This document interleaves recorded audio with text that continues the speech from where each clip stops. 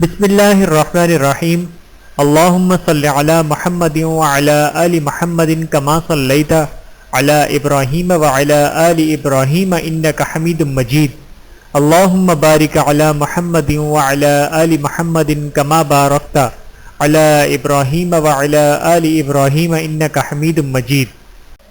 بسم اللہ الرحمن الرحیم۔ خاندان نبوت کا تعارف۔ بسم اللہ الرحمن الرحیم۔ رسول اللہ صلی اللہ علیہ وآلہ وسلم کے پاس آنے والے وفود، وہ لوگ جو آپ صلی اللہ علیہ وآلہ وسلم کے پاس وفود کی شکل میں آ کر دائرہ اسلام میں داخل ہوئے، ان کی تعداد عموماً اہل سیرہ نے 17 کے قریب لکھی ہے۔ ان کا مختصر ذکر کیا جاتا ہے۔ وفد عبد القیس کی آمد۔ اس قبیلے کا وفد 2 بار خدمت رسول صلی اللہ علیہ وآلہ وسلم میں حاضر ہوا تھا۔ پہلی بار تقریباً 5 ہجری میں ایک شخص جو سامان تجارت لے کر مدینہ آیا جایا کرتا تھا۔ ہجرت نبوی کے بعد جب وہ پہلی بار مدینہ آیا تو اسلام کی دعوت کا علم ہوا تو وہ مسلمان ہو گیا اور نبی کریم صلی اللہ علیہ وآلہ وسلم کا خط لے کر اپنی قوم کے پاس گیا تو بعض لوگوں نے اسلام قبول کر لیا اور 13-14 آدمیوں کا وفد خدمت رسول صلی اللہ علیہ وآلہ وسلم میں حاضر ہوا۔ یہ وفد الاسج کی قیادت میں حاضر ہوا۔ انہی سے نبی کریم صلی اللہ علیہ وآلہ وسلم نے فرمایا، آپ میں 2 خصلتیں ایسی ہیں جنہیں اللہ پسند کرتا ہے، پہلی دور اندیشی اور دوسری بت باری۔ بحوالہ صحیح بخاری حدیث نمبر 4368، صحیح مسلم حدیث نمبر 18۔ اسی قبیلے کا جب دوسری بار وفد دربار نبوت میں حاضر خدمت ہوا تو ان کی تعداد 40 لوگوں پر مشتمل تھی۔ ان میں ایک نصرانی علا بن جادر عبدی تھا جو کہ مسلمان ہو گیا اور پھر اس کا اسلام بھی خوب رہا۔ بحوالہ بہقی طبرانی فی الکبیر۔ وفد دوست کی آمد۔ یہ وفد سن 7 ہجری کے اوائل میں مدینہ منورہ آیا۔ ان دنوں رسول اللہ صلی اللہ علیہ وآلہ وسلم وادی خیبر میں تھے۔ اس وفد کے سربراہ سیدنا طفیل بن عمرو دوسی رضی اللہ تعالیٰ عنہ اس وقت حلقہ بگوش اسلام ہوئے تھے جب آپ صلی اللہ علیہ وآلہ وسلم مکہ مکرمہ میں تھے۔ انہوں نے واپس جا کر اپنی قوم میں باقاعدہ دعوت اسلام شروع کی اور قوم ٹالتی رہی اور تاخیر کرتی رہی، حتیٰ کہ سیدنا طفیل بن عمر رضی اللہ تعالیٰ عنہ مایوس ہو گئے اور خدمت رسول صلی اللہ علیہ وآلہ وسلم میں حاضر ہو کر بددعا کرنے کی درخواست کر دی، مگر آپ صلی اللہ علیہ وآلہ وسلم نے قبیلے کی ہدایت یافتہ ہو جانے کی دعا فرما دی جو قبول ہوئی اور لوگ مدینے میں آ کر مسلمان ہو گئے۔ بحوالہ سیرہ ابن ہشام۔ فردہ بن عمرو جذامی رضی اللہ تعالیٰ عنہ کا پیغام۔ یہ رومی سپاہ کے اندر ایک عربی کمانڈر تھے اور رومیہ نے ان کو اپنے حدود سے متصل عرب علاقوں کا گورنر بنا رکھا تھا۔ ان کا مرکز جنوبی اردن تھا۔ انہوں نے جنگ موتا میں مسلمانوں کو مارکا آرائی شجاعت اور جنگی پختگی دیکھ کر اسلام قبول کر لیا تھا۔ اپنا ایک قاصد بھیج کر رسول اللہ صلی اللہ علیہ وآلہ وسلم کو اپنے مسلمان ہونے کی اطلاع دی تھی، تو جب رومیوں کو ان کے مسلمان ہونے کا علم ہوا تو انہیں گرفتار کر کے قید میں ڈال دیا گیا، پھر ان کو ارتداء یا موت کو اختیار کرنے کے لیے دعوت دی۔ مطلب یہ تھا کہ مرتد ہو جاؤ یا موت کے لیے تیار ہو جاؤ، تو انہوں نے ارتداء پر موت کو ترجیح دی۔ چنانچہ فلسطین میں انفرا نامی ایک چشمے پر سولی دے کر ان کو شہید کر دیا گیا۔ بحوالہ سیرہ ابن ہشام۔ وفد صدہ کی آمد۔ یہ وفد سن 8 ہجری میں جارانہ سے رسول اللہ صلی اللہ علیہ وآلہ وسلم کی واپسی کے بعد حاضر خدمت ہوا، کیونکہ رسول اللہ صلی اللہ علیہ وآلہ وسلم نے 400 مسلمانوں کی ایک مہم تیار کر کے اسے حکم دیا کہ یمن کا وہ گوشہ رون دیا جائے جہاں قبیلہ صدہ رہتا ہے۔ چنانچہ ان میں سے زیادہ بھاگ کر نبی کریم صلی اللہ علیہ وآلہ وسلم کی خدمت میں حاضر ہوئے اور کہا، میں اپنی قوم کا نمائندہ ہوں، آپ اپنا لشکر واپس بلا لیں۔ میں اپنی قوم کا ضامن ہوں، تو میں آپ کے وادی قنا میں ہی لشکر واپس بلا لیا۔ اس کے بعد سیدنا زیادہ رضی اللہ تعالیٰ عنہ نے اپنی قوم میں جا کر ترغیب دی اور 15 آدمی مسلمان ہو گئے اور قبول اسلام پر بیعت بھی کی۔ پھر اپنی قوم میں واپس جا کر اسلام کی تبلیغ کی اور اسلام پھیل گیا۔ حجۃ الوداع کے موقع پر ان کے 100 آدمیوں نے رسول اللہ صلی اللہ علیہ وآلہ وسلم کی خدمت میں شرف بازیابی حاصل کی۔ بحوالہ بہقی شریف۔ سیدنا کعب بن زہیر بن ابی سلمہ رضی اللہ تعالیٰ عنہ کی آمد۔ ان کا خاندان شعراء سے تعلق رکھتا ہے، اس کا شمار عرب کے عظیم ترین شعراء میں ہوتا ہے۔ یہ شخص کافر تھا اور نبی کریم صلی اللہ علیہ وآلہ وسلم کی حجو کیا کرتا تھا۔ ابن حاکم رحمۃ اللہ کے بقول یہ شخص ان مجرموں میں شامل تھا جن کے متعلق نبی کریم صلی اللہ علیہ وآلہ وسلم نے فتح مکہ کے موقع پر فرمان جاری کیا تھا کہ فلاں فلاں اشخاص اگر خانہ کعبہ کا پردہ پکڑے ہوئے ہیں تب بھی تو بھی ان کی گردن اڑا دی جائے، مگر یہ شخص بچ کر بھاگ گیا تھا۔ جب نبی کریم صلی اللہ علیہ وآلہ وسلم غزوہ طائف سے سن 8 ہجری میں واپس تشریف لائے تو کعب کے بھائی سیدنا بحرین زہیر رضی اللہ تعالیٰ عنہ نے لکھا کہ رسول اللہ صلی اللہ علیہ وآلہ وسلم ہجو کرنے والے کئی افراد کو مکے میں قتل کروا چکے ہیں، اسی طرح ایذا رسانی کرنے والوں کو بھی قتل کروا دیا گیا ہے اور قریش کے بچے ہوئے شعراء بھاگ گئے ہیں، لیکن اگر تمہیں جان کی ضرورت ہے تو معافی طلب کرو، دوڑ کر دربار نبوت میں آ جاؤ، چونکہ آپ ایسے شخص کو جو توبہ کے لیے آ جائے قتل نہیں کرواتے۔ جب کعب بن زہیر سرزمین تنگ ہو گئی مدینہ منورہ آ گیا، جہینہ کے ایک شخص کا مہمان بن گیا، صبح کی نماز میں شامل ہوا، جہیمے کے اشارے پر وہ اٹھ کر رسول اللہ صلی اللہ علیہ وآلہ وسلم کے پاس بیٹھا اور اپنا ہاتھ نبی کریم صلی اللہ علیہ وآلہ وسلم کے ہاتھ میں رکھ دیا، چونکہ آپ اس کو پہچانتے نہ تھے۔ کہنے لگا، اے اللہ کے رسول، کعب بن زہیر توبہ کر کے مسلمان ہو گیا ہے اور آپ اس سے امن کا متمنی ہے، اگر میں آپ سے خدمت میں حاضر کر دوں تو آپ کا اسلام قبول فرما لیں گے؟ آپ نے فرمایا ہاں۔ تو کہنے لگا، میں ہی کعب بن زہیر ہوں۔ اس پر ایک انصاری صحابی نے گردن مارنے کی اجازت مانگی، مگر رسول اللہ صلی اللہ علیہ وآلہ وسلم نے فرمایا چھوڑ دو، یہ شخص اقبال جرم کرتے ہوئے گزشتہ اقوال و افعال سے تائب ہو چکا ہے۔ تو اس موقع پر سیدنا کعب بن زبیر رضی اللہ تعالیٰ عنہ نے اپنا مشہور قصیدہ آپ کو پڑھ کر سنایا اور معذرت کرتے ہوئے آپ رضی اللہ تعالیٰ عنہ کی مدح کرتے ہوئے آگے یوں کہا، مجھے پتہ چلا ہے کہ اللہ کے رسول نے مجھے دھمکی دی ہے، حالانکہ اللہ کے رسول سے معافی کی توقع ہے، آپ ٹھہریں، چغل خور کی بات نہ لیں، وہ ذات آپ کی رہنمائی کرے گی جس نے آپ کو نساء و تفصیل پر قرآن دیا ہے۔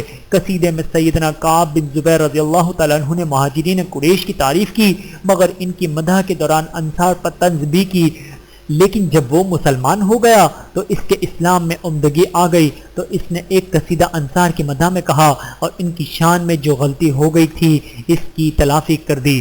وفد عذرا کی آمد۔ یہ وفد سفر 9 ہجری میں مدینہ منور آیا جو کہ 12 اشخاص پر مشتمل تھا، اس میں حمزہ بن نعمان بھی تھے۔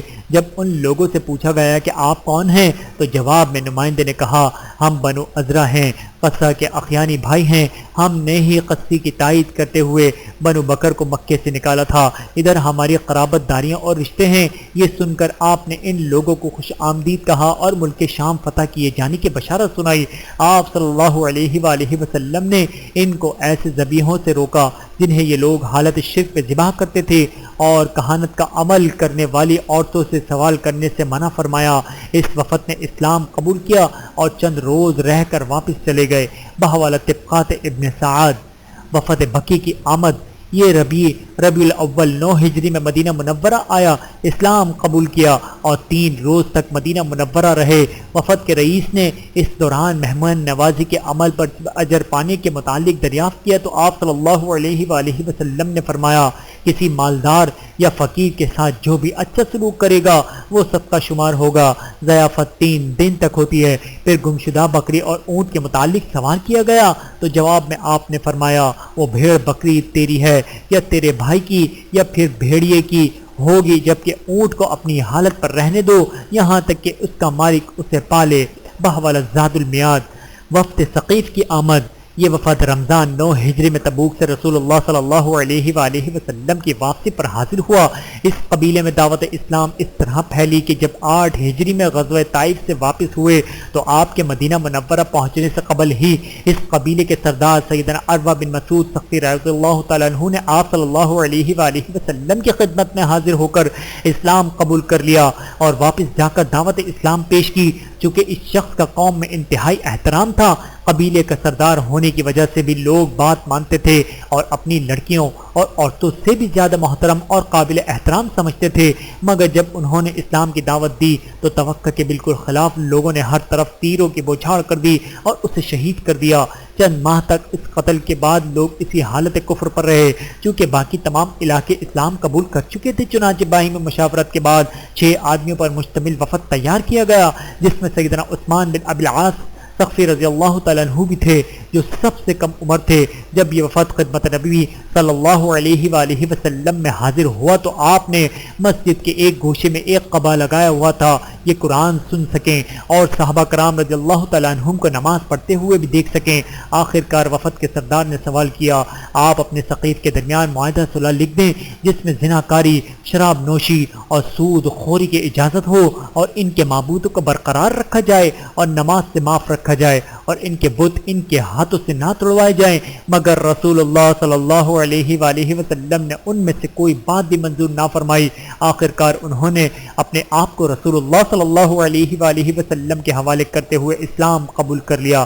البتہ یہ شرط لگائی کہ لات کو ڈھانے کا انتظام رسول اللہ صلی اللہ علیہ وآلہ وسلم خود فرمائیں، ثقیف اسے اپنے ہاتھوں سے خود نہیں ڈھائیں گے۔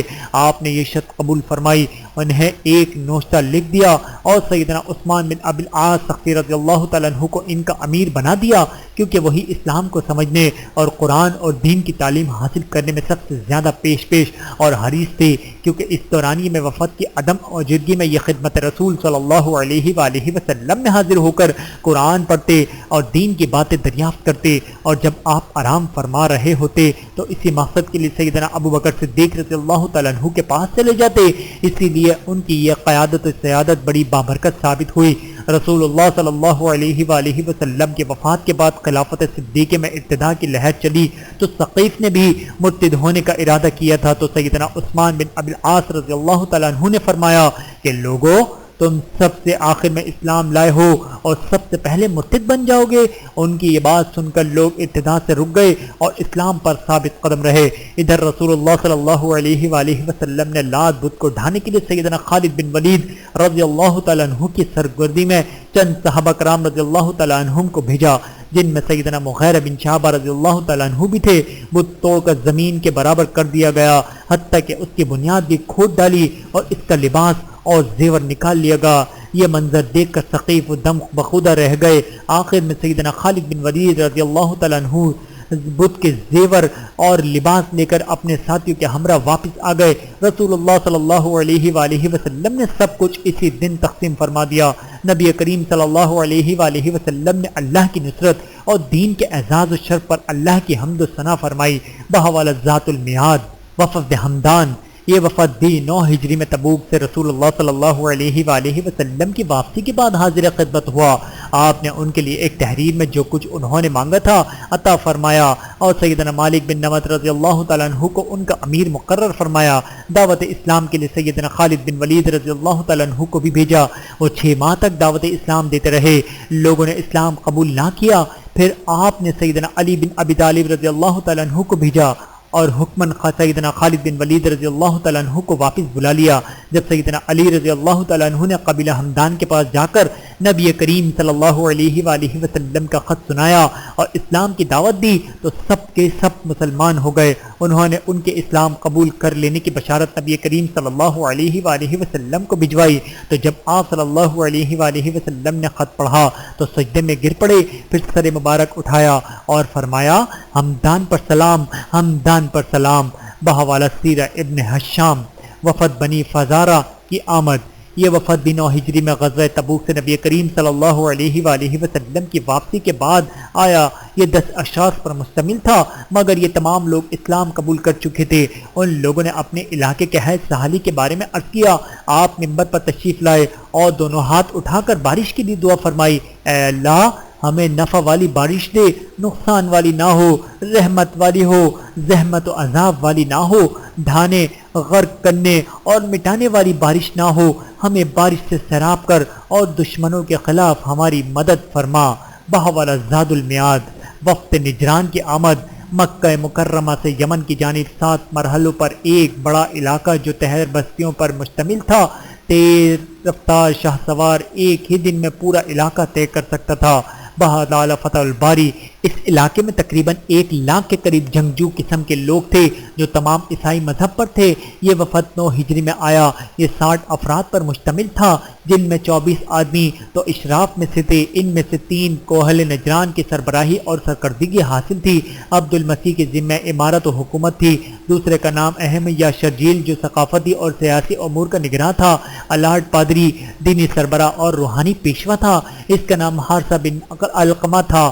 اس وفد نے مدینہ منورہ میں رسول اللہ صلی اللہ علیہ وآلہ وسلم سے ملاقات کی۔ چند سوالات ایک دوسرے کیے گئے۔ آپ نے انہیں اسلام قبول کرنے کی دعوت دی اور قرآنی آیات بھی سنائی، مگر ان لوگوں نے اسلام قبول نہ کیا۔ سیدنا عیسیٰ علیہ السلام کے بارے میں انہوں نے سوالات کیے تو یہ آیات ان مثل عیسیٰ عند اللہ سورہ آل عمران 59 نازل ہوئی۔ ان میں مباہلہ کرنے کا فرمان بھی نازل ہوا۔ ساری وضاحت کے باوجود ان لوگوں نے قبول سے انکار کر دیا۔ آخر میں آپ صلی اللہ علیہ وآلہ وسلم نے انہیں مباہلہ کرنے کی دعوت دی اور انہیں سوچ و بچار کرنے کا موقع دیا گیا۔ ان سرداران نے مشاورت کے بعد مباہلہ کرنے سے بھی انکار کر دیا، کیونکہ اگر یہ نبی ہے تو مباہلہ کرنے کے بعد ہمارا کچھ نہیں بچے گا۔ آخر میں انہوں نے آپ سے درخواست کی کہ آپ کا جو مطالبہ ہے تو ہم ماننے کے لیے تیار ہیں۔ تو پھر آپ نے ان سے جزیہ لینا منظور کر لیا۔ 2000 جوڑے کپڑوں پر مصالحت فرمائی، 1000 جوڑا ماہ رجب میں اور 1000 ماہ سفر، اور فرمان جاری کیا کہ ہر جوڑے کے ساتھ ایک اوقیہ 152 گرام چاندی بھی ادا کرنی ہوگی۔ اس کے عوض آپ نے ایک باقاعدہ نوشہ لکھ دیا اور انہیں اللہ اور اللہ کے رسول ذمہ عطا فرمایا اور دین کے بارے میں پوری آزادی عطا فرمائی۔ پھر آپ نے مصالحت پر مال کی وصولی کے لیے امین الامت سیدنا ابو عبیدہ بن جراح رضی اللہ تعالیٰ عنہ کو روانہ فرمایا۔ اس کے بعد ان میں اسلام پھیلنا شروع ہو گیا۔ پھر نبی کریم صلی اللہ علیہ وآلہ وسلم نے ان سے صدقات اور جزیہ لانے کے لیے سیدنا علی رضی اللہ تعالیٰ عنہ کو روانہ فرمایا، اور ظاہر بات ہے کہ صدقہ تو صرف اہل اسلام سے ہی لیا سکتا ہے۔ بحوالہ فتح الباری زاد المیعاد۔ وفد بنی حنیفہ کی آمد۔ یہ وفد بھی 9 ہجری میں مدینہ منورہ آیا، جس میں مسلمہ کذاب سمیت 17 آدمی تھے۔ مسلم بن سمامہ بن کبیر بن حمیم بن حارث۔ یہ وفد ایک انصاری صحابی کے مکان پر اترا۔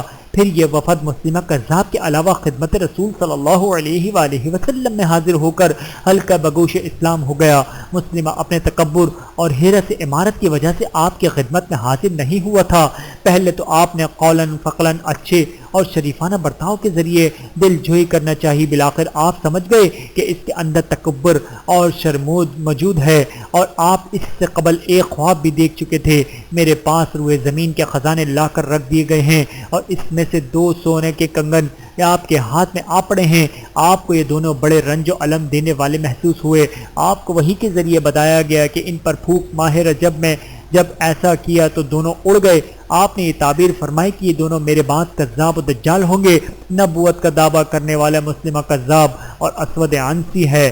بحوالہ صحیح بخاری حدیث نمبر 4374۔ مسلمہ کذاب نے آپ صلی اللہ علیہ وآلہ وسلم سے نیا بت کا سوال بھی کیا۔ مجھے اپنا ولی عہد مقرر کر دیں۔ آپ نے کھجوی کی ٹہنی اور ہاتھ میں پکڑی ہوئی تھی، فرمایا تیری خواہش پر یہ ٹہنی بھی تجھے نہیں مل سکتی۔ پھر اس کے 2 نمائندے بھی مدینہ منورہ آئے تھے۔ آپ نے فرمایا کہ تم دونوں شہادت دیتے ہو کہ میں اللہ کا رسول ہوں؟ انہوں نے کہا ہم شہادت دیتے ہیں کہ مسلمہ اللہ کا رسول ہے۔ جواب میں آپ نے فرمایا میں کسی قاصد کو قتل کر کے تو تم دونوں کو قتل کر دیتا۔ مسلمہ کذاب نے 10 ہجری میں نبوت کا دعویٰ کیا تھا، اور ربیع الاول ہجری میں عہد خلافت صدیق اکبر میں یمامہ کے اندر قتل کر دیا گیا۔ اس کو قتل کرنے والے سیدنا وحشی رضی اللہ تعالیٰ عنہ تھے، جنہوں نے سیدنا حمزہ رضی اللہ تعالیٰ عنہ کو شہید کیا تھا۔ نبوت کا دعویٰ کرنے والے کا یہ حشر ہوا۔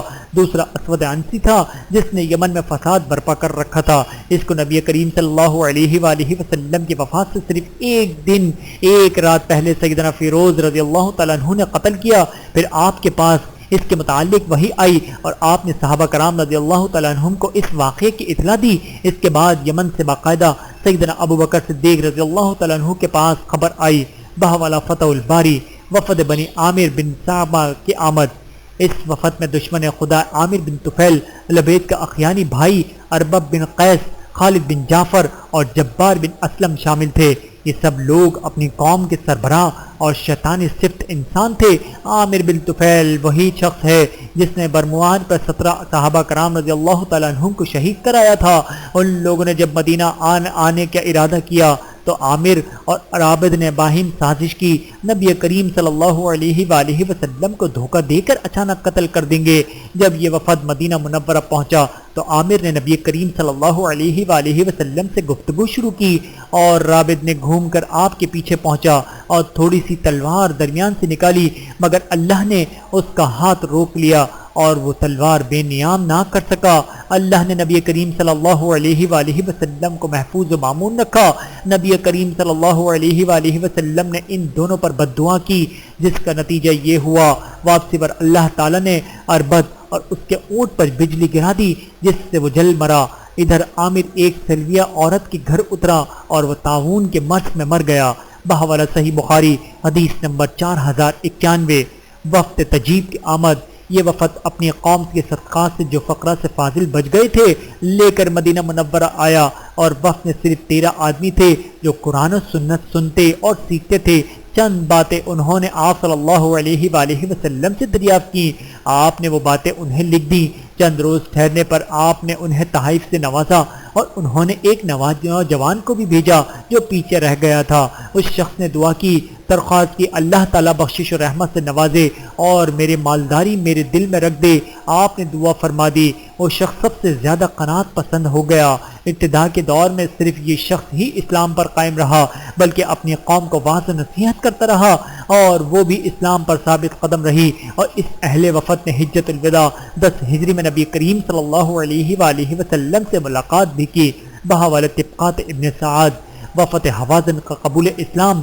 غزوہ حنین کے مال غنیمت تقسیم ہو جانے کے بعد حوازن کا وفد مسلمان ہو کر آ گیا، اور یہ کل 14 آدمی تھے۔ ان کا سربراہ زبیر بن زرار تھا۔ ان لوگوں میں آپ کا رضائی چچا ابو برقان بھی تھا۔ ظہر کی نماز کے بعد آپ صلی اللہ علیہ وآلہ وسلم کے حکم کے مطابق اعلان کروایا گیا کہ ہم رسول اللہ صلی اللہ علیہ وآلہ وسلم کو مومنین کی جانب سے سفارشی بناتے ہیں، کم از کم آپ ہمارے قیدی ہی واپس کر دیں۔ آخرکار آپ صلی اللہ علیہ وآلہ وسلم نے تمام قیدیوں کو ایک ایک پتی چادر عطا فرما کر واپس کر دیا۔ بحوالہ صحیح بخاری حدیث نمبر 4318۔ وفد طے کی آمد۔ اس وفد کے ساتھ عرب کے مشہور شاہ سوار سیدنا زید الخیل رضی اللہ تعالیٰ عنہ بھی تھے۔ ان سے گفتگو کے دوران آپ صلی اللہ علیہ وآلہ وسلم نے انہیں دعوت اسلام دی۔ انہوں نے اسلام قبول کر لیا اور بہت اچھے مسلمان ہوئے۔ رسول اللہ صلی اللہ علیہ وآلہ وسلم نے سیدنا زید رضی اللہ تعالیٰ عنہ کی تعریف کرتے ہوئے فرمایا، مجھ سے عرب کے جس شخص کی بھی خوبی بیان کی گئی، پھر وہ میرے پاس آیا تو میں نے اسے اس کی شہرت سے کمتر ہی پایا، مگر اس کے برعکس زید الخیل کی شہرت ان کی خوبیوں کو نہیں پہنچ سکی۔ آپ نے ان کا نام زید الخیر رکھا۔ اس طرح 9 ہجری اور 10 ہجری میں وفود کی آمد پے در پہ جاری رہی۔ اہل سیر نے یمن، ازد، قزاع، بنی عامر، بنی اسد، بنی حارث، سلامان، مدینہ، غسان، بنی عیش اور نجا کے علاوہ بھی کئی وفود کا تذکرہ فرمایا ہے۔ تو اس طرح نخا کا وفد آخری وفد تھا جو محرم 11 ہجری کے وسط میں آیا، اور وہ 2 آدمیوں پر مشتمل تھا۔ باقی بیشتر وفود کی آمد 10 ہجری میں ہوتی رہی۔ صرف بعض وفود 11 ہجری تک ہی متاخر ہوئے تھے۔ اس طرح معلوم ہوا کہ اس وقت دعوت اسلام کو کس قدر فروغ اور قبول عام ہو چکا تھا، اور کسی کے لیے اس کو نظر انداز کرنا ناممکن نہ تھا، چونکہ دلوں میں دین اسلام پوری طرح اثر کر چکا تھا۔ مگر کئی جاہل بدو اپنے سرداروں کی مطابعت میں مسلمان ہو گئے تھے، اور قتل و غارت کا جو رجحان جڑ پکڑ چکا تھا، اس سے ابھی وہ ولی طور پر پاک صاف نہیں ہوئے تھے، اور اسلامی تعلیمات نے بھی انہیں پوری طرح مہذب نہیں بنایا تھا۔ قرآن مجید میں سورہ توبہ کے حوالے سے ارشاد باری اعلیٰ ہے، الاعراب اشد کفروا ونفاقا واجدروا الا يعلموا حدود ما انزل اللہ علی رسولہ واللہ علیم حکیم۔ سورۃ التوبہ آیت نمبر 98۔ ترجمہ: دیہاتی کفر و نفاق میں زیادہ سخت ہیں اور اس بات کے زیادہ لائق ہیں کہ اللہ تعالیٰ نے اپنے رسول پر جو نازل کیا ہے اس کی حدود کو نہ جانے، اور اللہ خوب علم والا اور حکمت والا ہے۔ جبکہ کچھ دوسرے افراد کی تعریف بھی فرمائی گئی۔